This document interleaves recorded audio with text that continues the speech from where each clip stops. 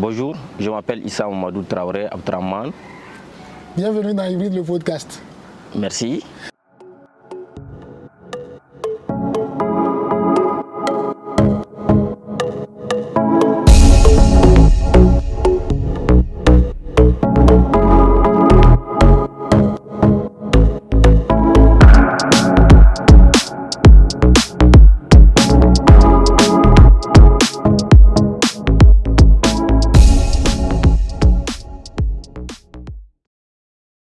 Alors, on va commencer tout droit au but. Il n'y a pas de temps mort.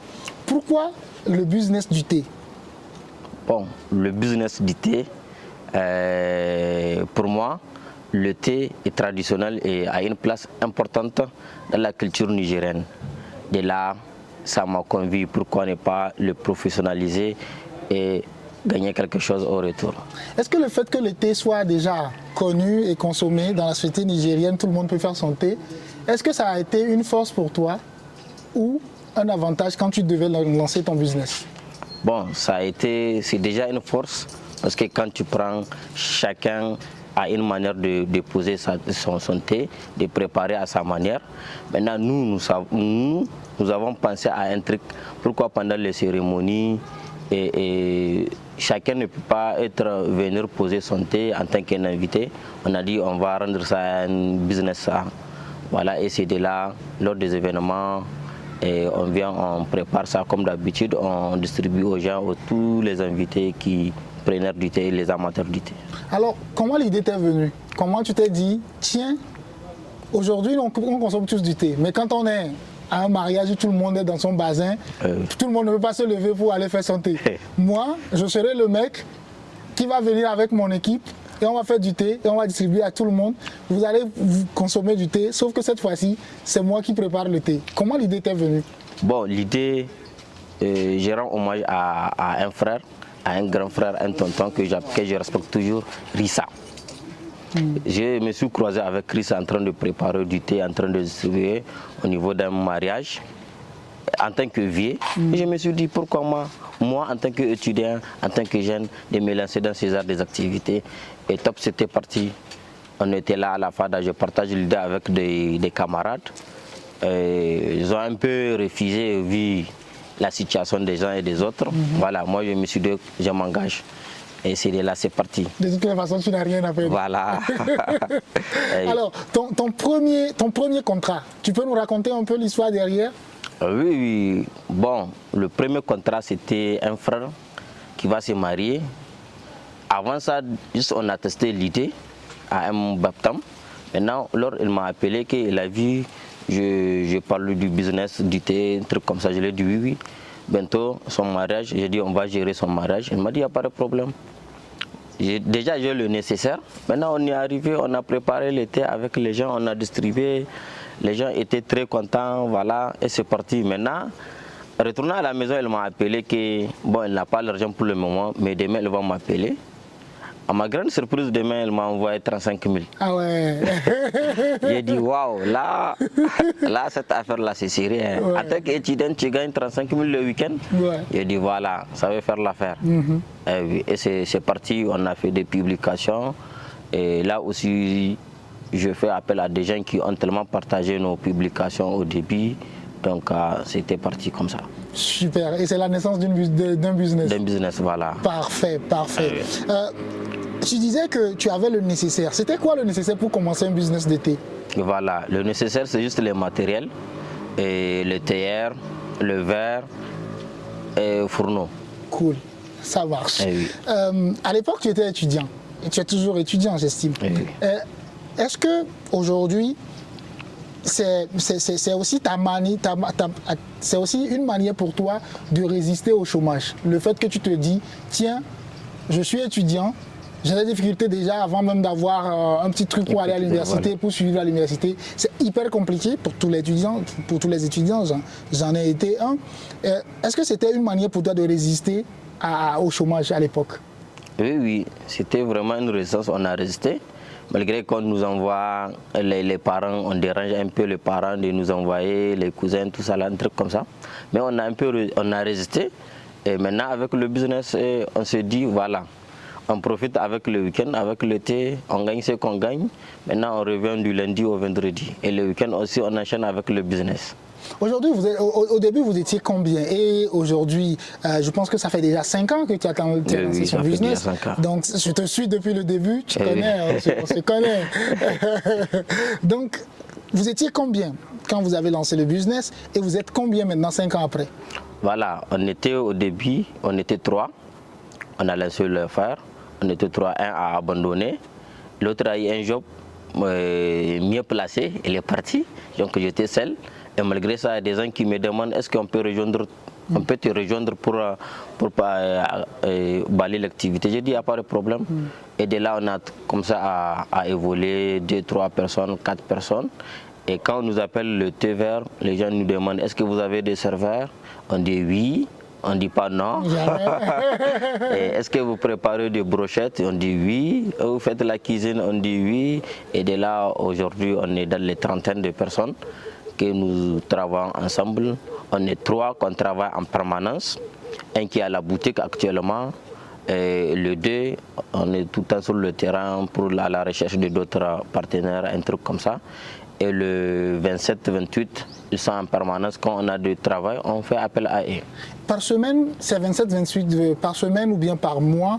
À combien de fois vous arrivez à réunir 27 et 28 personnes dans le mois pour travailler?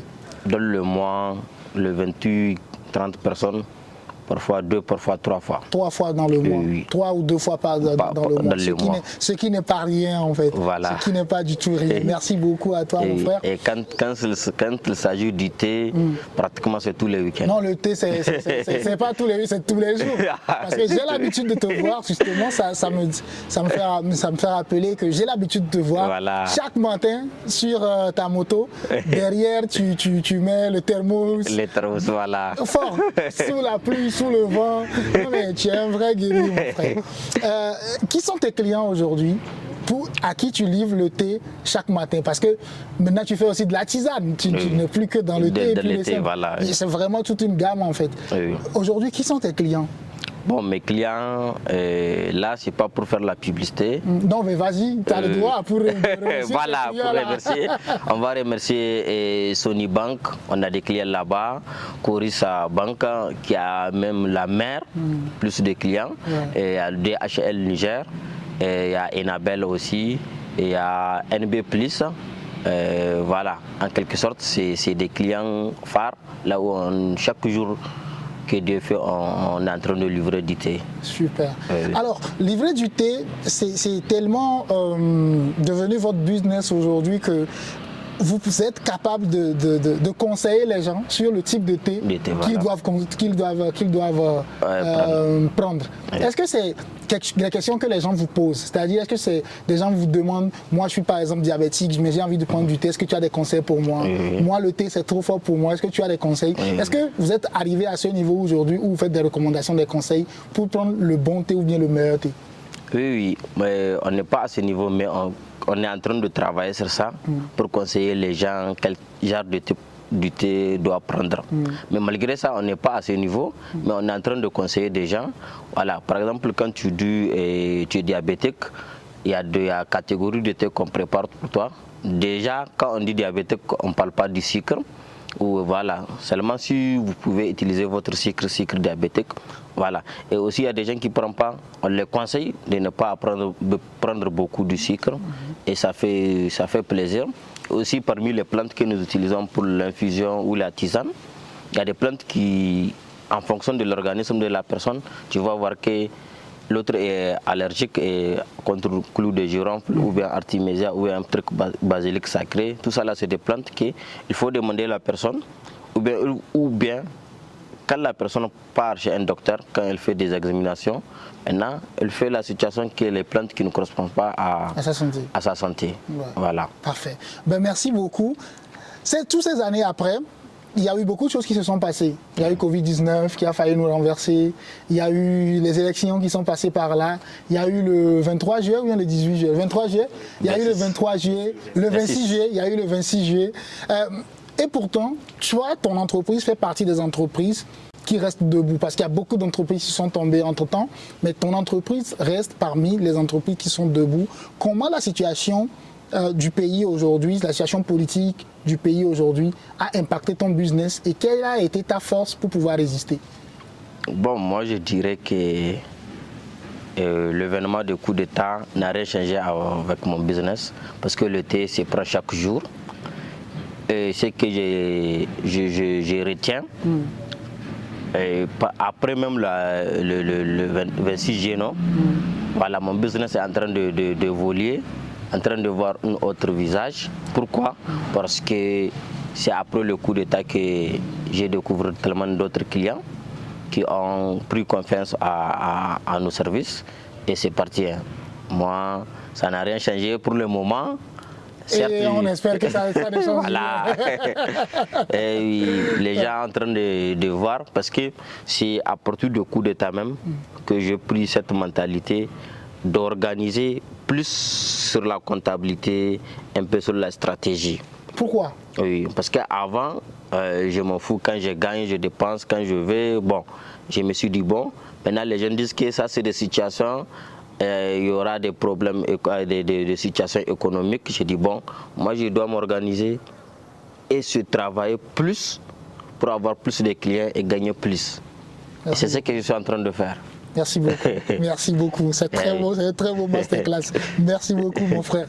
Bah écoute, on a discuté de presque tout. Nous, on est content de te recevoir ici. On a prévu te recevoir, ça fait longtemps. Et aujourd'hui, bah écoute, tu es avec nous. Quels sont tes réseaux sociaux? Si les gens ont envie de te suivre aujourd'hui, quel est ton nom sur les réseaux sociaux? Parce que les réseaux sociaux aussi, tu les utilises beaucoup. Est-ce que tu veux nous en parler? Bon, les réseaux sociaux, moi pratiquement j'utilise Facebook, WhatsApp, avec les éléments de l'équipe, on partage ce qu'on partage, et récemment avec TikTok, voilà ce que nous utilisons pour le moment. Super. Une dernière question peut-être pour terminer. Dis-moi, c'est quoi ta motivation? Qu'est-ce qui te motive autant après 5 ans de continuer à persévérer et à améliorer ton business? Qu'est-ce qui te motive autant? Ce qui me motive, c'est à chaque fois que je pense que l'État, nous, on doit contribuer à une autre manière. Au lieu de venir courir, avoir un job dans la fonction publique, je me suis dit non.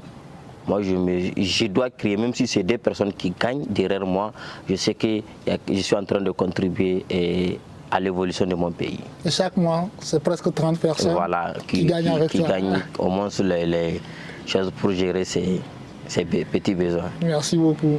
Est-ce que tu as quelque chose à ajouter? Bon, du thé vert, ce que j'ai ajouté, du thé vert à service traiteur, à la préparation de cuisine et avec la location des bois, chaises, tout ce qui s'ensuit dans l'événementiel. C'est pas un petit affaire, donc je conseille aussi les jeunes de ne pas se démotiver, de travailler, de rester digne et la persévérance de travailler plus. Parce que quand tu as cette mentalité, tu vas rester, quelle que soit la difficulté, de survivre sur les événements. Parce que beaucoup abandonnent dès les premières, deuxième années et c'est fini. Et toi, ça fait 5 ans que tu as commencé cette aventure oui. Et ce n'est que le début. Ce n'est que le début. Et aussi, ça n'empêche pas, quand tu vois quelque chose que tu vas aller travailler, de temps à autre, les gens me croisent, je travaille pour quelqu'un, ils m'ont dit, hey, toi tu as déjà ton entreprise et tu travailles pour quelqu'un. Je dis non, c'est pour avoir plus d'expérience, lui, dans son domaine, et venir appliquer ça pour moi. En plus, l'argent, c'est l'argent. C'est là, oui. L'argent, en plus, l'argent, voilà. Oui, ça fait trop l'argent. Oui. Imagine allez, que merci. Pendant ce temps-là, je travaillais à une société de transfert d'argent pendant 1 an. Pendant 1 an, c'est pour voir comment ça marche et pour voir le domaine, parce que je vois que le domaine des transferts, c'est un domaine d'avenir. Je me suis laissé faire travail pendant 1 an et j'ai avoir plus quelque chose de connaissances et d'autres choses. Et actuellement, là où j'ai quitté, c'est de mes clients. Voilà. Oui. C'est bien fait. Ben, écoute, merci. Voilà, Merci merci beaucoup à toi. Et merci à tous ceux et celles qui ont regardé cette interview. J'espère que quand tu auras des actualités, tu viendras nous voir. D'accord. Merci Merci bien. beaucoup. Merci. Allez, à très bientôt, mon frère. Voilà, pro. Merci.